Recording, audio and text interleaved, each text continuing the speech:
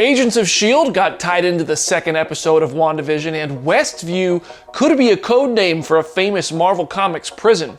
BD here with some WandaVision Easter eggs from the first 3 episodes of the show, and you know how at the end of every video we do here at Comicbook.com, I say, what Easter eggs and references did you catch? Share your thoughts in the comments section or send them my way. This is for all of you who drop them in the comments section. Collecting mucho input. This video is made possible by all the Easter eggs, theories, and references you sent my way, so thank you in advance, Comic Book Nation. Spoilers follow. Let's start with a big one. Westview. We saw the sign for Wanda's perfect little town when Monica got yeeted right out of it. Devin on Twitter points out Westview might be the MCU's version of Pleasant Hill. Ho ho ho! I like this one. In short, Pleasant Hill is a supervillain prison where reality is warped by a cosmic cube and it's operated by S.H.I.E.L.D. It basically manipulates the villains into more chill versions of themselves and changes their appearances.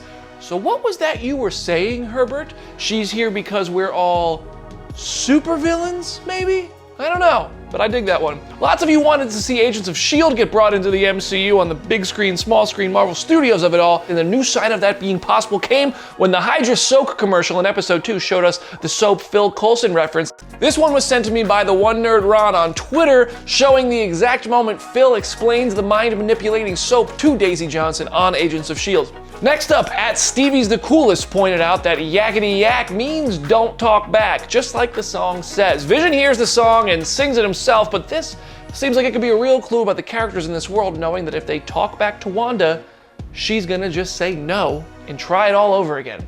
At the Dark Mortis pointed out that the Vision residence has windows that match the colors of the Infinity Stones in the 70s episode. And well, I don't know, that might just be a coincidence. Those might just be 70s colors. But then again, it seems like everything in WandaVision is an intentional Easter egg, so who knows?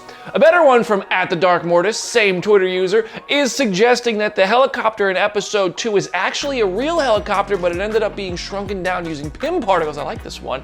If it's enlarged, it could just be functioning like the tank we thought was just a keychain in the Ant-Man movie. I like it, and we did see a very similar looking helicopter flying in the trailers. At Christian Shootus dropped a comment on Instagram pointing out that Vision's book about pregnancy in the opening credits of episode 3 has Mephisto on the cover. It's a little too tough to make out if that's definitely Mephisto on this book cover, but it's definitely in line with a lot of other theories and the look of it all. Plus, that's just a weird cover for a pregnancy book, and the red of it all, I think they might be onto something. Something I didn't point out on the episode 2 recap that we did here, but AFN24 Sadiqus dropped in the comment section of Instagram, was that Grim Reaper's helmet was in the animated opening credits of episode 2. A good catch, and I definitely expect Grim Reaper to play a role in this series at some point.